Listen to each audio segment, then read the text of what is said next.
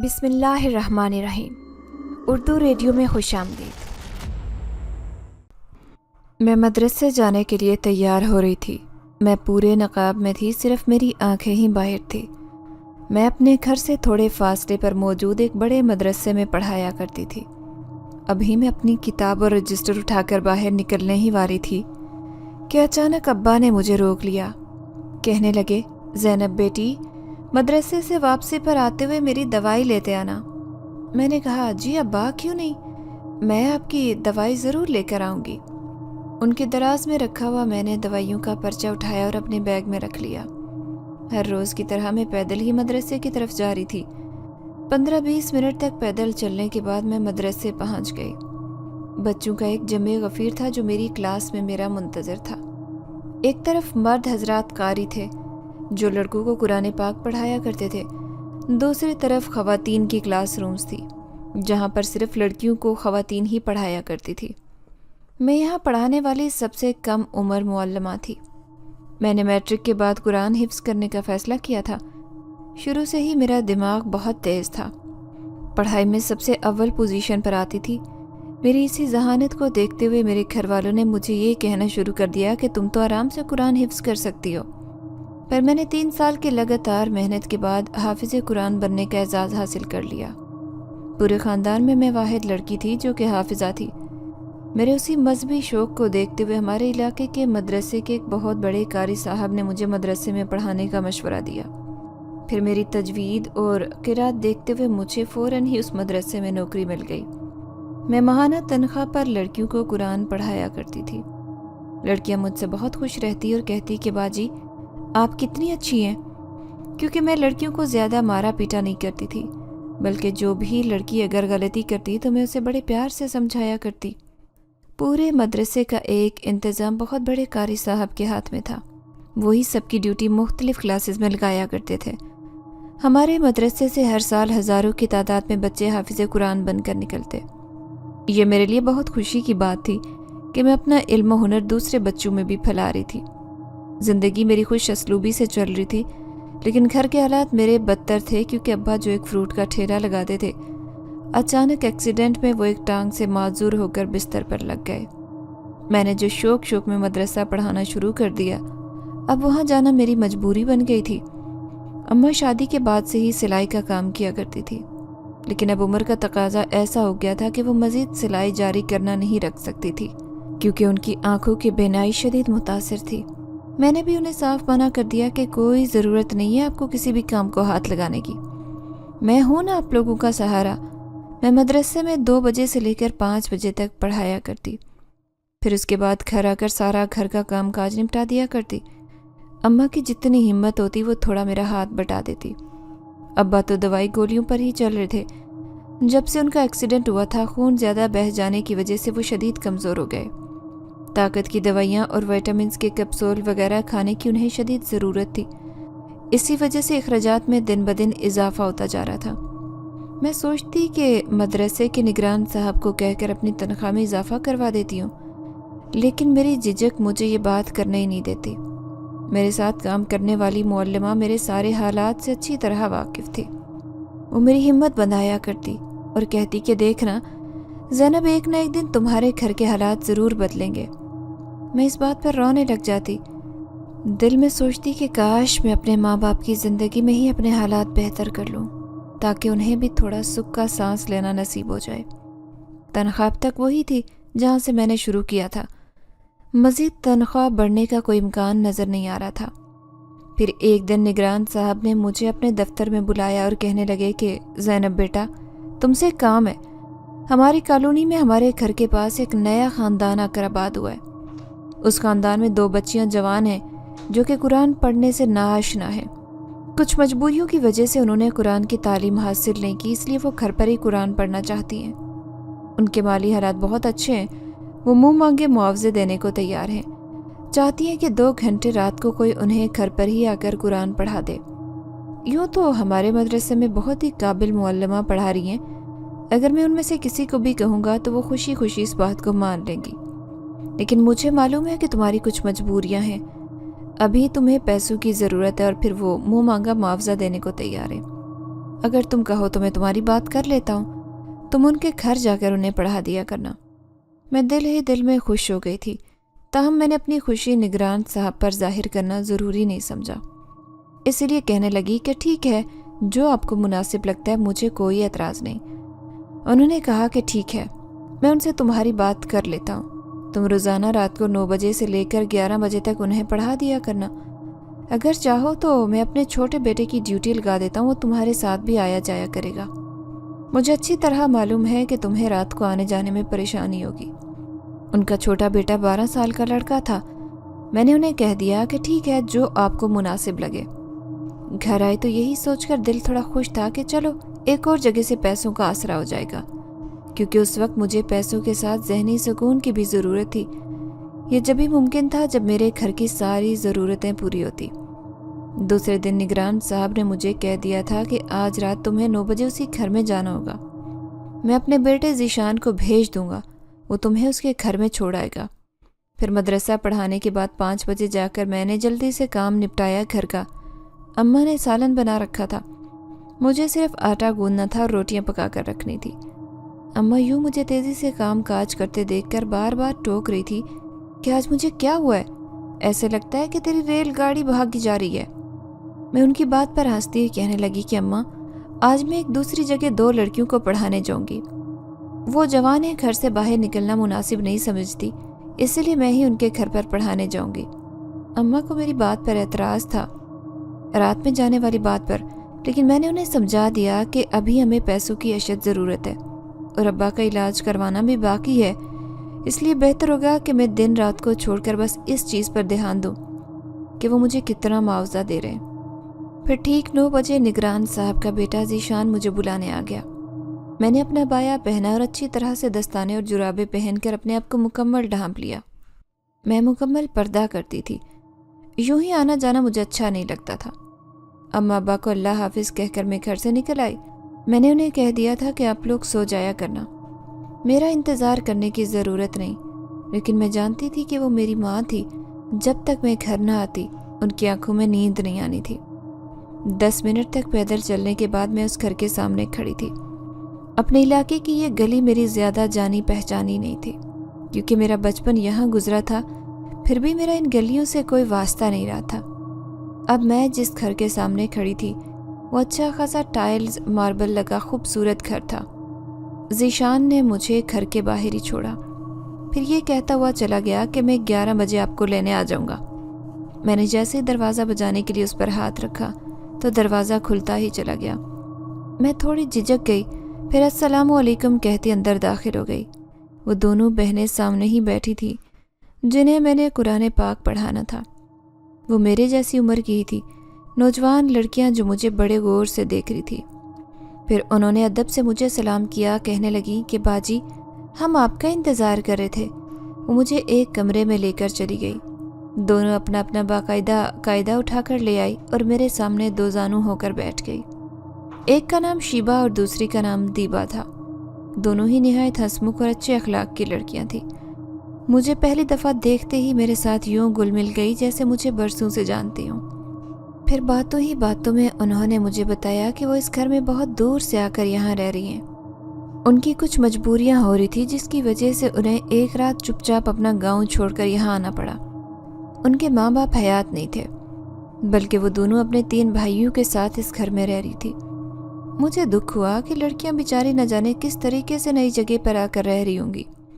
پھر میں نے ان سے کہہ دیا کہ میں تمہیں روزانہ پڑھانے آیا کروں گی، لیکن آج سے ہم استانی یا طالبہ نہیں بلکہ دوست ہیں۔ وہ میری بات سن کر خوش ہو گئی۔ ابھی میں انہیں پڑھانے میں مصروف تھی کہ اچانک ایک زوردار مردانہ آواز گونجی، دیبا کہاں ہو؟ یہ دیکھو میں تمہارے لیے کیا لے کر آیا ہوں۔ جو کوئی بھی تھا انجانے میں اس کمرے کے دروازے پر آ کر کھڑا ہو گیا تھا۔ میں نے آواز سنتے ہی اپنا نقاب نیچے کر لیا، کیونکہ میں کسی بھی غیر مرد کے سامنے بے پردہ نہیں آیا کرتی تھی۔ وہ جو بھی تھا دروازے پر یوں ٹنگا تھا جیسے مجھے دیکھ کر لطف اندوز ہو رہا ہو۔ مجھے اسے دیکھ کر نہایت غصہ آیا۔ میں نے اپنی نظریں نیچے کیے رکھی تھی۔ وہ یقیناً دیبا اور شیبہ کا بھائی تھا۔ دیبا اپنے بھائی سے کہنے لگی کہ بھائی آپ جائیں، ابھی ہماری استانی ہمیں پڑھانے کے لیے آئی ہیں۔ वो पर्दा करती हैं और अब दोबारा उस कमरे में नहीं आना। फिर वो माजरत करते हुए वहाँ से चला गया कि मुझे मालूम नहीं था कि यहाँ एक पर्दे वाली ख़वातीन बैठी हैं। फिर 2 घंटे तक उन्हें पढ़ाकर मैं अपने घर की तरफ जा रही थी। इतनी देर हो गई थी मुझे ज़ीशान का इंतज़ार करते, लेकिन वो मुझे लेने नहीं आया। फिर दीबा मुझे कहने लगी कि बाजी आप मेरे भाई के साथ चली जाएं, वो आपको आपके घर छोड़ आएंगे। मैंने इस बात में सर हिला दिया, लेकिन दिल में सोचने लगी कि उसे भला मेरे घर का क्या पता, मुझे ही बताना पड़ेगा। फिर दीबा ने मुझे एक लिफाफा दिया और कहने लगी, बाजी ये मेरे भाई ने दिया है, इसमें आपकी एडवांस तनख्वाह है। आप कल भी आएंगी ना हमें पढ़ाने के लिए।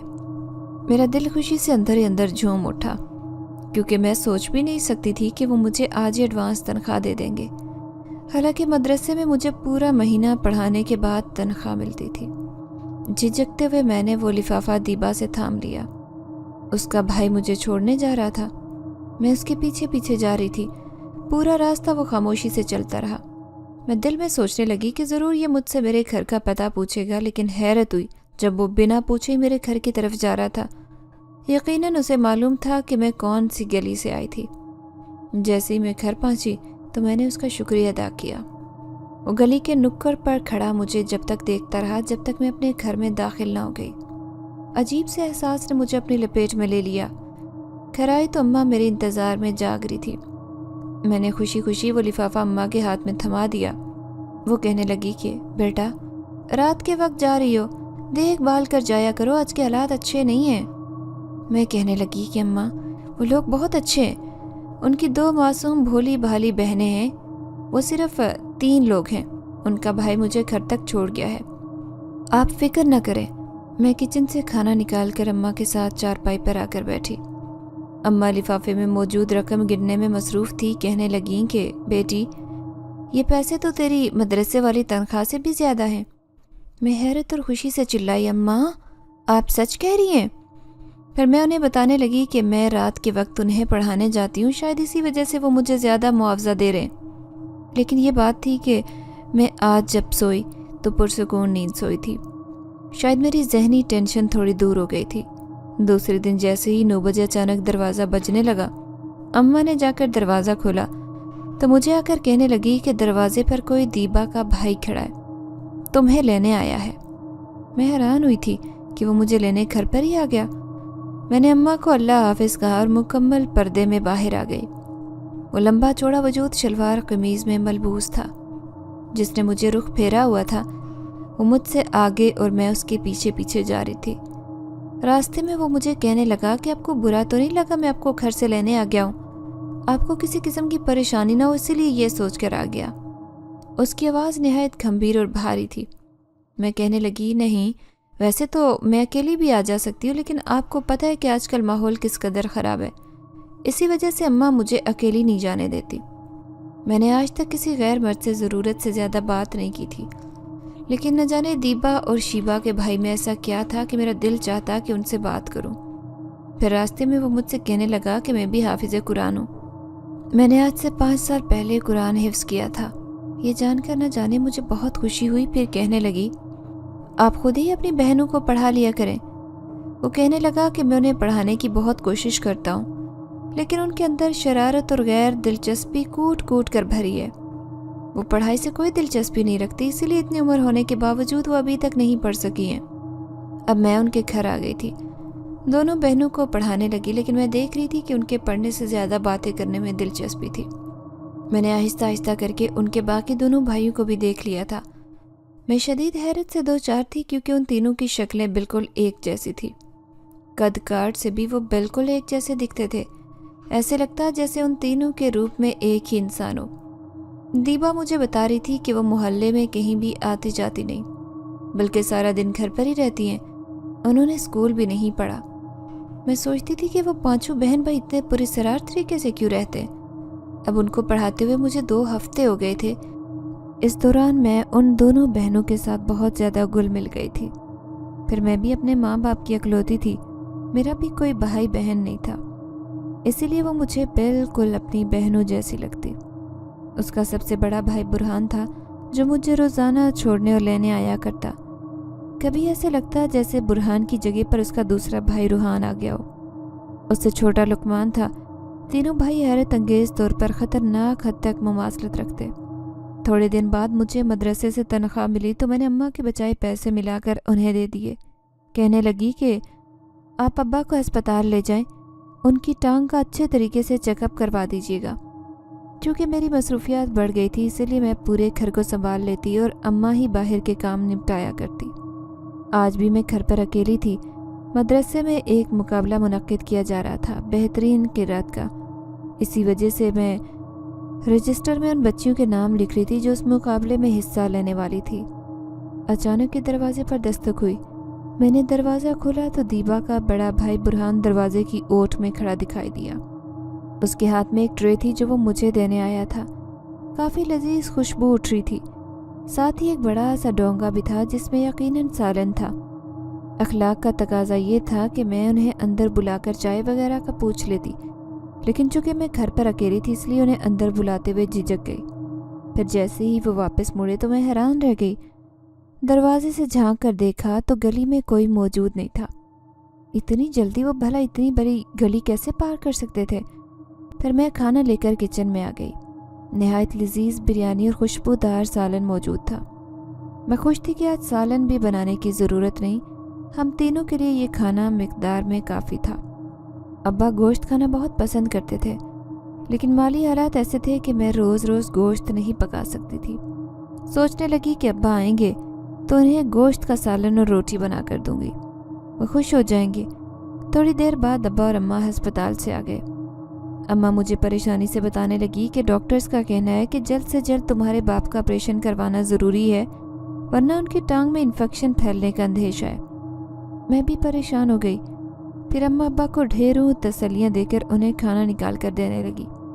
ابا گوشت دیکھ کر خوش ہو گئے، کہنے لگے واہ بھائی، آج تو میری بیٹی نے کمال کر دیا، اتنا اچھا کھانا بنایا ہے۔ میں مسکراتے ہوئے کہنے لگی کہ نہیں ابا، یہ میں نے نہیں بنایا، بلکہ جہاں میں رات کو پڑھانے جاتی ہوں ان کے گھر سے آیا ہے۔ اتنا لذیذ اور عمدہ کھانا میں نے زندگی میں نہیں کھایا تھا۔ اماں ابا ان کی تعریف کرنے لگے کہ کتنی سگڑ بچیاں ہیں، کس قدر ذائقے دار سالن بنایا ہوا ہے۔ شام کو میں دیبا اور شیبا کو پڑھانے گئی تو ان کا شکریہ ادا کرنے لگی کہ تم لوگوں نے اتنا ڈھیر سارا کھانا میرے گھر بھجوایا۔ وہ دونوں حیرانی سے ایک دوسرے کو دیکھ رہی تھی۔ پھر کہنے لگی باجی، ہم نے تو آج سبزی بنائی تھی، گوشت اور بریانی تو بنائی نہیں۔ ان کی بات سن کر مجھے حیرت بھی ہوئی اور غصہ بھی آیا۔ میں سوچنے لگی کہ یہ دونوں یقیناً میرے ساتھ مذاق کر رہی ہیں۔ پھر میں اس سے ان کے بڑے بھائی برہان کی تلاش میں نظر دوڑانے لگی کہ مجھے نظر آئے تو میں اس سے پوچھ لوں کہ آپ کھانا پھر کہاں سے لے کر آئے تھے۔ پھر میں نے ساری باتیں ذہن سے جھٹک کر پڑھائی پر اپنی توجہ مرکوز کر دی۔ دوسرے دن ایک حیرت انگیز واقعہ ہوا جس نے مجھے ہلا کر رکھ دیا۔ نگران صاحب نے مجھے آفس میں بلایا اور کہنے لگے کہ زینب بیٹی، تمہارا پڑھانے کا سلسلہ تو صحیح چل رہا ہے نا؟ وہاں پڑھانے سے کوئی پریشانی تو نہیں ہو رہی؟ میں نے کہا نہیں نگران صاحب، بہت اچھا ماحول ہے ان کے گھر کا، مجھے کسی قسم کی کوئی پریشانی نہیں، معاوضہ بھی انہوں نے مجھے پہلے سے ہی دے دیا ہے۔ پھر وہ کہنے لگے کہ ہاں بیٹا، بس تھوڑا دھیان سے جلدی پڑھا دینا، کیونکہ کچھ عرصے بعد ان دونوں بچیوں کی شادی ہے، پھر وہ اپنے سسرال چلی جائیں گی تو شاید انہیں دوبارہ قرآن پاک پڑھنے کا موقع نہ ملے۔ ویسے بھی بن باپ کی بچیاں ہیں، ان کے سر پر ہاتھ رکھنے والا بھلا کون ہے؟ میں حیران ہوئی کہ 3 جوان بھائی ہونے کے باوجود بھی نگران صاحب یہ کیوں کہہ رہے تھے کہ وہ بچے لاوارث ہیں؟ یہ سوال میری زبان پر آتے آتے رہ گیا۔ پھر ان کی اگلی بات نے تو میرے ہوش اڑا دیے، جو کہہ رہے تھے کہ دراصل ایک ایکسیڈنٹ میں ان بچیوں کا بھائی اور ماں باپ چل بسے تھے۔ رشتہ داروں نے کسی نے بھی ان کے سر پر ہاتھ رکھنا گوارا نہیں کیا۔ کافی عرصے تک یہ بچیاں میری نظروں سے اوجھل رہی، کیونکہ ان کا باپ میرا اچھا دوست تھا۔ پھر ان کے بارے میں مجھے پتہ چلا تو میں انہیں اپنے محلے میں ایک کرائے کے گھر دلا کر لے آیا۔ دونوں بچیاں نہایت صبر والی اور سمجھدار ہیں۔ اتنا بڑا حادثہ ہونے کے باوجود دونوں نے اپنے دل پر صبر کا بند باندھ لیا۔ وہ نہایت افسوس سے مجھے یہ سب کہانی سنا رہے تھے۔ میں حیرت زدہ سی خاموشی سے ساری کہانی سن رہی تھی۔ نگران صاحب نے ایک بار بھی ان کے 3 بھائیوں کا ذکر نہیں کیا۔ پھر 2-3 باتیں انہوں نے مزید کی اور مجھے جانے کا کہہ دیا۔ آج میں مدرسے سے گھر آئی تو شدید الجھن کا شکار تھی۔ اماں بار بار میرے چہرے پر موجود پریشانی کے بارے میں پوچھتی رہی، لیکن میں انہیں کیا بتاتی کہ میرے ساتھ کیا پہیلی ہو رہی تھی۔ کچھ تھا جو میری نظروں سے اوجھل تھا، یا جو کچھ میرے سامنے ہو رہا تھا وہ کچھ پوری سراریت سے بھرپور تھا۔ آج دل ہی نہیں چاہ رہا تھا کہ میں انہیں پڑھانے جاؤں، لیکن پھر جیسے ہی رات کے 9 بجے دروازے پر دستک ہو گئی، اماں نے دروازہ کھلا پھرا کر کہنے لگیں کہ وہی لڑکا کھڑا ہے جن کے گھر تم پڑھانے جاتی ہو۔ میں نے دروازے کی اوٹ سے دیکھا، برہان سفید قمیض شلوار میں ملبوس دروازے میں کھڑا میرا منتظر تھا۔ میں تیار ہو گئی۔ آج اس پوری کہانی کو جاننے کے لیے میرے دل میں کھلبلی سی مچی ہوئی تھی، اسی لیے چپ چاپ عبایا پہن کر تیار ہوئی اور مکمل پردہ کر کے باہر نکل آئی۔ دل میں ہزاروں سوال اٹھ رہے تھے لیکن کچھ پوچھنے کی ہمت نہیں ہو رہی تھی۔ جیسے ہی ان کے گھر میں داخل ہوئی، حسب عادت شیبہ اور دیپا میری منتظر اپنا سپارہ لیے بیٹھی تھی۔ میں آج ان کے پورے کمرے کا جائزہ لے رہی تھی۔ اچانک میری نظر دیوار پر لگی تصویر پر پڑی اور دل میں سناٹا چھا گیا۔ وہ 3 تصویریں تھیں جن میں ادھیڑ عمر مرد اور عورت تھی، ساتھ ہی کسی اور کی نہیں بلکہ خوبصورت نوجوان کی تصویر لگی تھی۔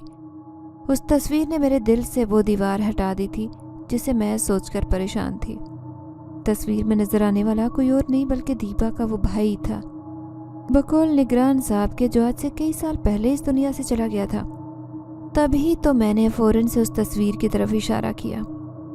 دیپا سے کہنے لگی، وہ تصویر کس کی ہے؟ دونوں بہنوں نے ایک دم مڑ کر دیکھا، پھر سر جھکا کر رونے لگی۔ ان کے رونے پر میں بھی حیران ہو گئی۔ یقیناً اپنے بھائی کی یاد نے ستایا تھا۔ ان کے رونے پر تینوں ہی بھائی دوڑے آئے۔ میں شرمندہ سی سر جھکا کر بیٹھی تھی۔ مجھے اندازہ نہیں تھا کہ میرے چھوٹے سے سوال پر وہ اس قدر آبدیدہ ہو جائیں گی۔ وہ تینوں ایک جیسے دکھنے والے ان کے بھائی بڑے پیار سے انہیں چپ کروا رہے تھے۔ تھوڑی دیر بعد وہ چپ ہو گئی تو میں نے بھی انہیں پڑھانا شروع کر دیا اور پھر پڑھا کر گھر واپس آ گئی۔ پوری رات میں ذہنی ٹینشن کی وجہ سے سو نہیں پائی۔ دماغ میں 100 سوالات کلبلا رہے تھے۔ ایک طرف نگران صاحب تھے جو عجیب و غریب باتیں کر رہے تھے، دوسری طرف میں اتنے دن سے ان کے گھر پڑھانے جا رہی تھی، لیکن مجھے تو ان کے تینوں بھائی روزانہ ہی گھر پر ملتے۔ پھر ایک دن میں ان کے گھر رات کو پڑھانے گئی تو حیرت ہوئی، کیونکہ وہ تینوں بہنیں ہی گھر پر موجود نہیں تھی، صرف ان کا بڑا بھائی برہان تھا جو مجھے گھر لے کر آیا۔ مجھے اس پر شدید غصہ آیا۔ میں کہنے لگی، جب وہ دونوں گھر پر نہیں تھی تو آپ نے مجھے اکیلے یہاں کیوں بلایا؟ ایک ایک کر کے تینوں بھائی کمرے میں آ گئے۔ مجھے انہیں دیکھ کر خوف محسوس ہو رہا تھا، ایسے لگ رہا تھا جیسے وہ میرے ساتھ کچھ غلط کرنے والے ہیں۔ میں مکمل پردے دار ایک حافظ قرآن لڑکی تھی، وہ بھلا میرے ساتھ ایسا کیسے کر سکتے تھے؟ پھر میں زور زور سے شیبہ اور دیپا کو آوازیں لگانے لگی۔ میں جانتی تھی کہ وہ دونوں گھر پر ہی موجود ہوں گی، پہلا کہاں جا سکتی تھی؟ برہان مجھے غور سے دیکھتا رہا، پھر کہنے لگا، گھبرانے کی ضرورت نہیں، ہم تمہارے ساتھ کچھ غلط نہیں کرنا چاہتے، ہم ایک راز سے پردہ اٹھانے والے ہیں جسے یقیناً تم بھی جاننے میں دلچسپی رکھتی ہو۔ میں چپ چاپ کھڑی تھی، پھر کہنے لگی، کون سا راز؟ کیا تم دیپا اور شیبہ کے بھائی نہیں ہو؟ یہ بات تو میں جانتی ہوں، اس کا بھائی کافی سالوں پہلے مر چکا ہے۔ تم کون ہو تینوں اور کیوں ان کے ساتھ بھائی بن کر رہ رہے ہو؟ برہان 2 قدم چلتا میرے قریب آیا اور کہنے لگا، ہم ان کے کوئی بھی نہیں ہیں، نہ ہی ہمارا انسانوں سے کوئی رشتہ ہے، کیونکہ ہم جنزاد ہیں۔ میں حیرت سے دم بخود رہ گئی۔ سامنے لگے آئینے پر نظر پڑی جہاں میرا عکس ابھر رہا تھا، لیکن برہان کا عکس وہاں موجود نہیں تھا، حالانکہ وہ میرے سامنے ہی کھڑا تھا۔ وہ کہنے لگا کہ یہ ایک راز کی بات ہے کہ ہم جنزاد ہیں، لیکن ان دونوں بہنوں سے ہمارا رشتہ بہت پرانا ہے۔ ان دونوں لڑکیوں کی خاطر ہم اپنی دنیا چھوڑ کر یہاں ان کی حفاظت کے لیے ان کے ساتھ رہتے ہیں۔ آپ کو دیکھا تو سوچ بھی نہیں سکتے تھے کہ کوئی لڑکی اتنی پاکیزہ اور نیک فطرت کی مالک ہو سکتی ہے، اس لیے آپ کی محبت میں دیوانے ہو کر کچھ کہنا چاہتے ہیں۔ ہم آپ سے محبت کرتے ہیں، کیا آپ ہم سے شادی کریں گی؟ میں اس کی بات پر بوکھلا گئی، پھر اسے کہنے لگی کہ یہ تم کیا کہہ رہے ہو؟ میں پہلا کیسے جنزاد سے شادی کر سکتی ہوں؟ مجھ پر میرے ماں باپ کی ذمہ داریاں ہیں، اگر یہ ذمہ داری پوری بھی ہو گئی تو میں تم سے ہرگز شادی نہیں کروں گی، میں ایک انسان کے ساتھ ہی اپنی دنیا بساؤں گی۔ وہ میری بات سن کر اداس ہو گئے، پھر کہنے لگے، ہم آپ کو بہت خوش رکھیں گے، جیسے ہم نے دیپا اور شیبہ کو زندگی بھر کوئی دکھ نہ دینے کا وعدہ کیا ہے۔ اسی طرح ہم آپ سے وعدہ کرتے ہیں کہ ہم آپ کو زندگی کی تمام خوشیاں دیں گے، پہلے اس کے لیے چاہے ہمیں اپنی جان ہی کیوں نہ دینی پڑے۔ لیکن میں ان کی کوئی بات نہیں سن رہی تھی۔ میں شدید خوف زدہ تھی۔ پھر ان سے کہنے لگی کہ مجھے گھر جانے دو، میں دوبارہ یہاں ہرگز نہیں آؤں گی۔ وہ جنات مجھے کہنے لگا کہ ٹھیک ہے، ہم آپ کو گھر چھوڑائیں گے، لیکن پہلے یہ کہانی تو سنتے جائیں جو ایک راز کی طرح ہمارے دل میں محفوظ ہے۔ دیبا اور شیبا ایک گاؤں میں رہتی تھی۔ اس گاؤں میں ان کی بڑی سی حویلی تھی جہاں وہ عیش بھری زندگی گزار رہی تھی۔ ان کے ماں باپ ان کے پاس سسرال والوں کی طرف سے دی جانے والی ڈھیروں دولت تھی۔ پاس ہی ان کا ایک چچا بھی رہتا تھا جو سانپ کی طرح ان کی دولت پر نظر رکھے ہوئے تھا۔ ان کا صرف ایک بھائی تھا جس کا نام برہان تھا۔ وہ اپنی زندگی ایسے گزار رہے تھے جیسے کوئی انسان دکھ اور تکلیف سے ناآشنا ہوتا ہے۔ برہان اب جوان ہو چکا تھا، لیکن دیبا اور شیبا کی عمر بھی فقط 12 برس سی تھی۔ ان کا چچا نہایت غریب تھا۔ اس کے 3 بیٹے تھے جو دن رات اپنے باپ کو ترغیب دیتے کہ کوئی ایسا طریقہ نکالا جائے کہ تایا جان سے یہ ساری زمین حاصل کر سکیں۔ پھر انہوں نے ایک خطرناک پلان بنایا۔ ان کا ارادہ تھا کہ جب تک اس کا واحد سہارا برہان زندہ ہے، وہ کبھی بھی تایا جان کی دولت حاصل نہیں کر سکتے۔ اسی لیے انہوں نے اس کے بڑے بیٹے کو ہی مارنے کا پلان بنا لیا۔ پھر ایک دن شہر سے واپس آتے ہوئے اس کا خطرناک ایکسیڈنٹ کروا دیا۔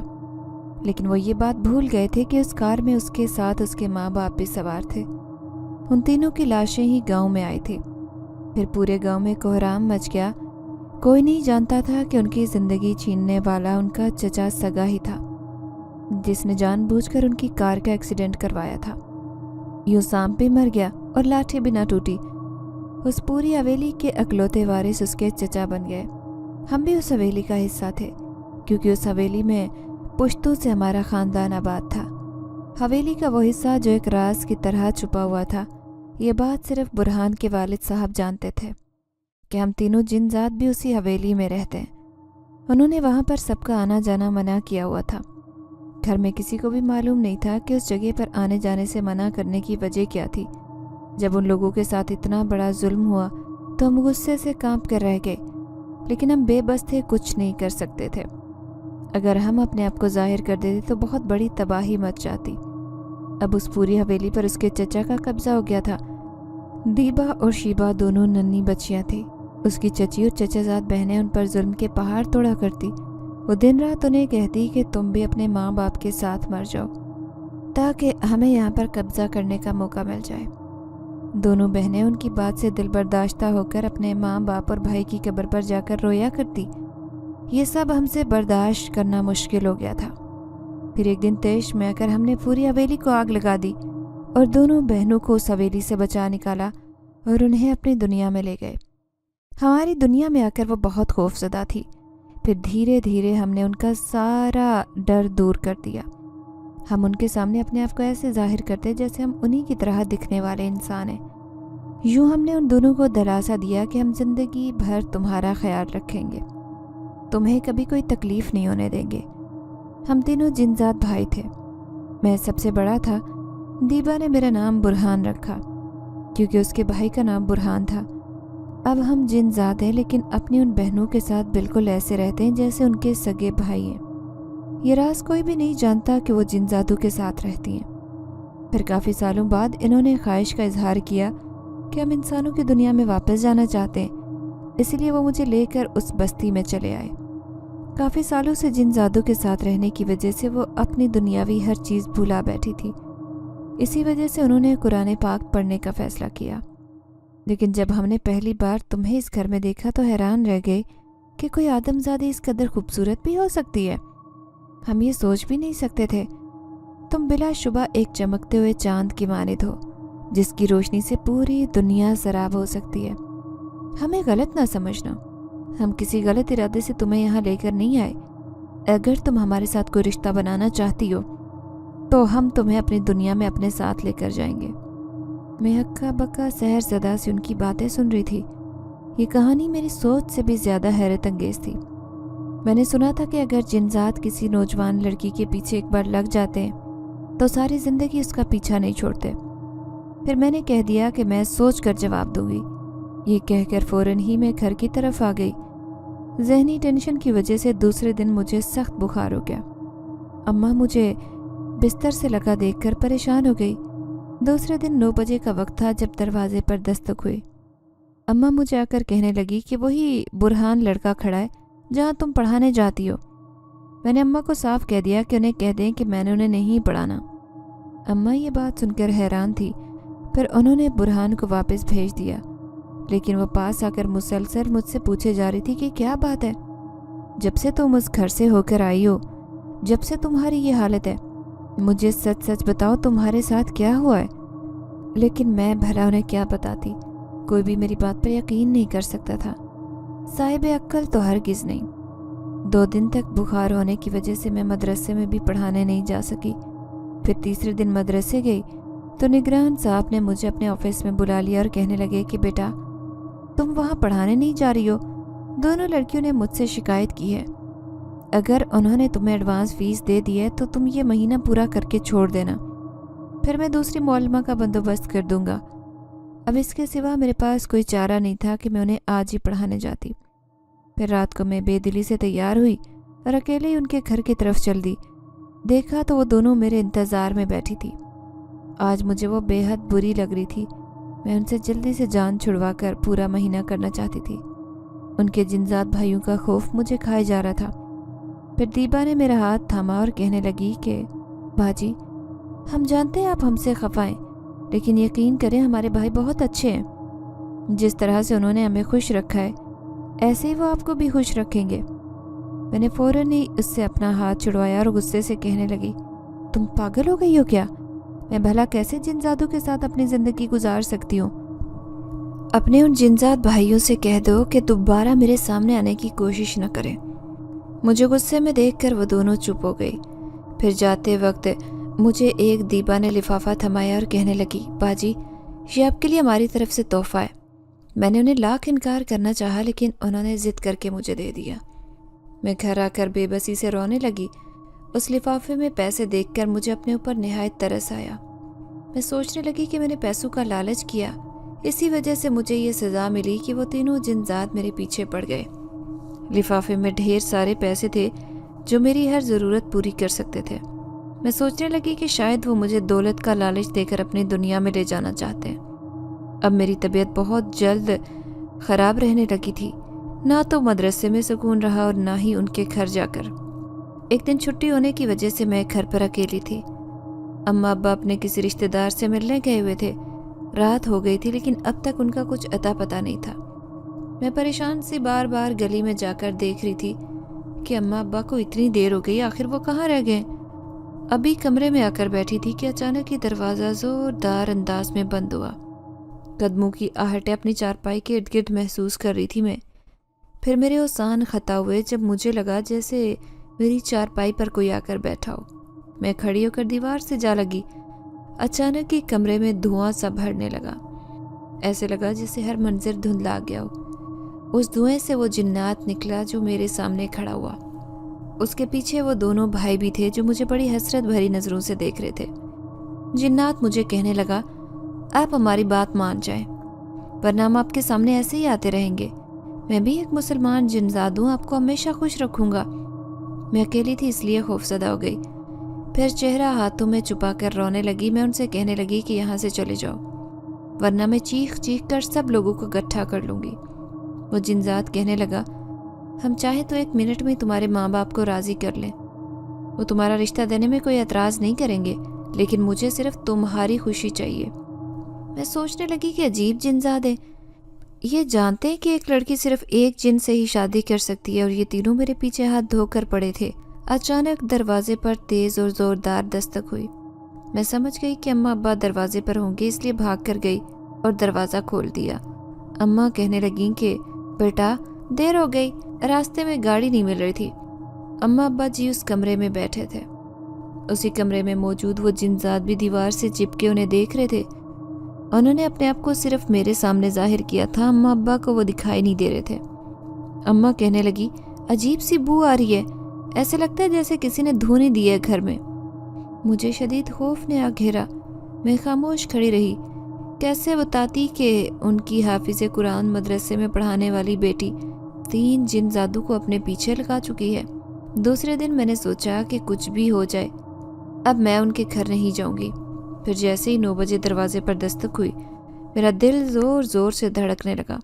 मैं जानती थी कि ज़रूर वो जिनजात होगा जो मुझे बुलाने आया था, लेकिन हैरत अंगेज़ तौर पर दरवाज़ा खोलकर आने वाली वो दोनों बहनें थीं जो चादर ओढ़कर मुझसे मिलने आई थी। मेरे कमरे में आकर कहने लगी, बाजी, हमने आपका इतना इंतज़ार किया लेकिन आप कल भी नहीं आई और ना ही परसों। क्या आप हमें पढ़ाने नहीं आएंगी? फिर मैं गुस्से से उन्हें कहने लगी, तुम अच्छी तरह से जानती हो दीबा और शिबा कि तुम किस मखलूक के साथ रह रही हो। होश करो, कल को तुम्हारी शादी भी होगी, तुम अपने ससुराल वालों को क्या जवाब दोगी? वो कहने लगी कि बाजी, हम उसकी कोई परवाह नहीं करते, क्योंकि हमारे भाई बहुत अच्छे हैं। अगर हमसे कोई शादी नहीं भी करेगा तो हमें गम नहीं है। देखें, भाई ने आपके लिए ये भेजा है। उसने अपनी चादर में से खूबसूरत जेवरात निकालकर मुझे थमाए। मैं हैरत से दंग रह गई। वो सोने और चांदी के जेवरात थे। उनकी चमक आंखों को खैरा करने वाली थी। मैं वो नहीं लेना चाहती थी, लेकिन ज़बरदस्ती उन्होंने वो मुझे दे दिए। कहने लगी, बेशक आप हमें पढ़ाने ना आए, लेकिन हमसे वादा करें कि हमारे घर ज़रूर आया करेंगी मिलने के लिए। मैंने उनसे वादा कर लिया, इसके सिवा मेरे पास कोई चारा नहीं था। मैं अच्छी तरह से जानती थी कि वो जिनजात ज़िंदगी भर मेरा पीछा नहीं छोड़ेंगे। अब मैं परेशान सी रहने लगी थी। फिर मेरी एक दोस्त मुअल्लिमा जो मदरसे में मेरे साथ पढ़ाया करती थी, उसने मेरी परेशानी भांप ली। वो मुझसे मेरी शादी की वजह पूछने लगी। मैं भी बहुत उदास और अपने आप को तन्हा महसूस कर रही थी, इसलिए रो रो कर उसे सारा हाल सुना दिया। वो कहने लगी कि ज़ैनब, ये तुम्हारे साथ होने वाला कोई अनोखा वाक़या नहीं है।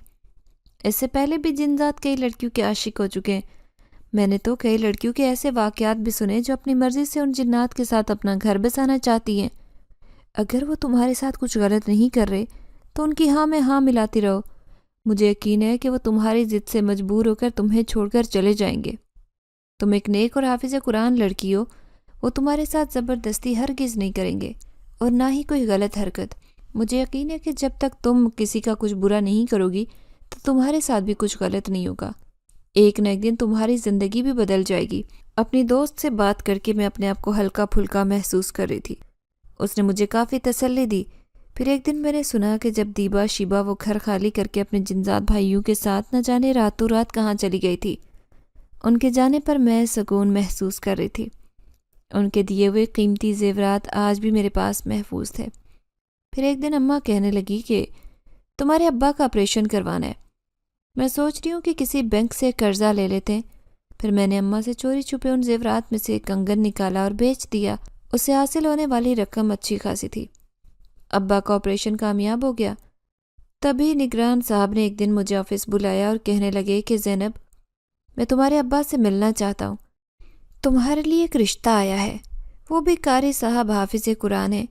तुम्हारे साथ सादगी से निकाह करके तुम्हें रिश्ता अज़दवाज में मुंसलिक करना चाहता है। उनकी बात सुनकर मैं हैरान हो गई और शर्म भी महसूस हुई। इसलिए उनसे कहने लगी कि ठीक है, मैं अब्बा को आपका पैगाम दे दूंगी। अब भला अब्बा से ये बात मैं कैसे कर सकती थी, इसलिए मैंने अम्मा के ज़रिए उनसे कहलवा दिया। फिर थोड़े ही दिन बाद उस मदरसे में ही पढ़ाने वाले कारी साहब से मेरा रिश्ता तय हो गया। मैंने उन्हें 2-3 दफ़ा देखा था, लेकिन कभी भी बात नहीं की थी। मैं नहीं जानती थी कि वो मुझे पसंद करते थे। उन्होंने जहेज़ के नाम पर कुछ भी लेने से इनकार कर दिया था, क्योंकि वो एक अच्छे खासे खाते पीते घराने से ताल्लुक़ भी रखते थे। अब मैंने मदरसे पढ़ाना छोड़ दिया था, क्योंकि कुछ दिन बाद ही मुझे उस घर से रुखसत हो जाना था। उस दिन मैं अपने घर की छत पर खड़ी थी जब अचानक मुझे अपने पीछे आहट सी महसूस हुई।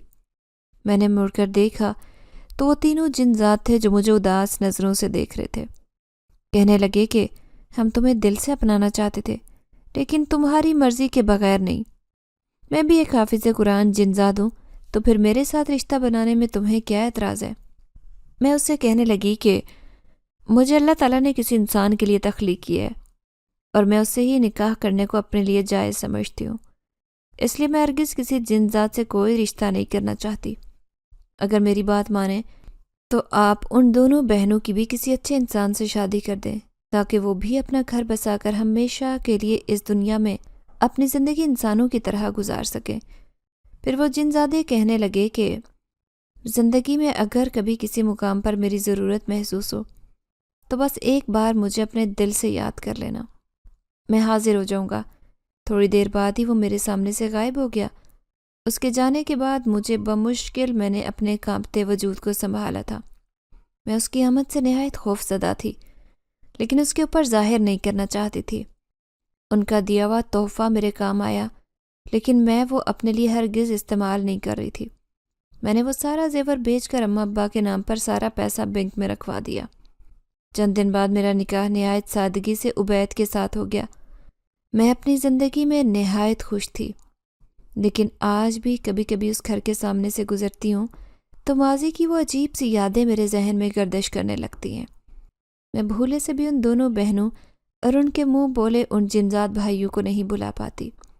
سوچتی ہوں کہ وہ دونوں بہنیں نہ جانے اس وقت کہاں ہوں گی، زندگی میں دوبارہ ان سے ملاقات بھی ہو سکے گی یا نہیں۔ پھر دل سے دعا کرتی ہوں کہ وہ جہاں بھی ہوں خوش ہوں۔ اگر آپ کو ہماری یہ کہانی پسند آئی ہے تو لائک کیجیے، شیئر کیجیے، اور اگر ابھی تک آپ نے ہمارا چینل سبسکرائب نہیں کیا تو اردو ریڈیو کو لازمی سبسکرائب کیجیے۔ ملتے ہیں اگلی ویڈیو میں۔ اللہ حافظ۔